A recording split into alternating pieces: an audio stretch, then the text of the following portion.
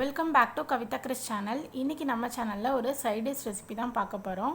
ரொம்ப டேஸ்டான கருணக்கிழங்கு வறுவல் எப்படி பண்ணுறது அப்படின்றத பார்க்கலாம் வாங்க.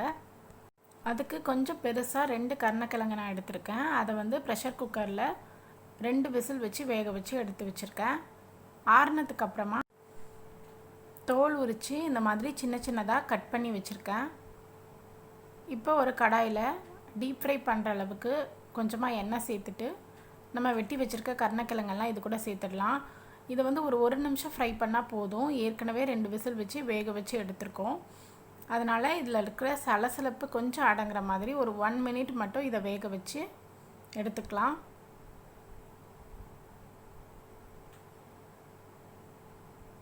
இப்போ இதை எண்ணெயிலேருந்து நான் எடுத்துக்கிறேன்.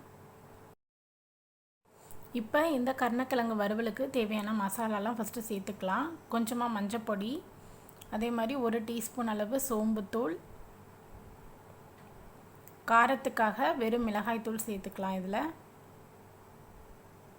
இதில் 2 ஸ்பூன் அளவு நான் மிளகாய்த்தூள் சேர்த்துக்கிறேன். சின்ன ஸ்பூனுன்றதுனால உங்களுக்கு 4 ஸ்பூன் நான் ஆட் பண்ணியிருக்க மாதிரி தெரியும். அதே மாதிரி 1 ஸ்பூன் அளவு மல்லித்தூள், தேவையான அளவு உப்பு. நம்ம உப்பு இது வரைக்கும் சேர்க்கவே இல்லை.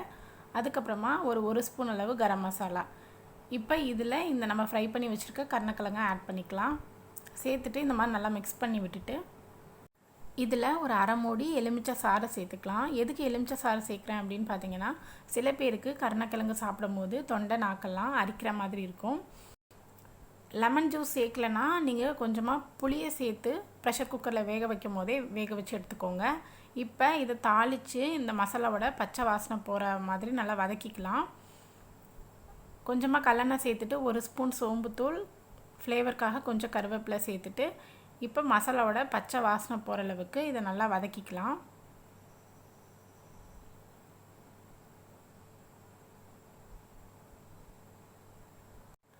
இந்த மாதிரி மூடி போட்டு வதக்கும் போது தான் மசாலாவோட பச்சை வாசனைலாம் போகும்.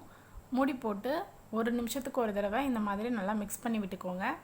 மசாலாவோட பச்சை வாசனை போயிடுச்சுன்னா நம்ம இறக்கிடலாம். இப்போ இது ரெடி ஆகிடுச்சு. ரொம்ப சூப்பரான முறுவலான கருணக்கிழங்கு வறுவல் ரெடி ஆகிடுச்சு. இது சாம்பார் சாதம், ரசம் சாதம், தயிர் சாதம், வெரைட்டி ரைஸ் எல்லாத்துக்கூடையுமே ரொம்ப சூப்பராக இருக்கும். கண்டிப்பாக இந்த ரெசிபியை நீங்கள் வீட்டில் ட்ரை பண்ணி பார்த்துட்டு மறக்காமல் உங்களோட ஃப்ரெண்ட்ஸ்க்கும் ஃபேமிலிஸ்க்கும் ஷேர் பண்ணுங்கள்.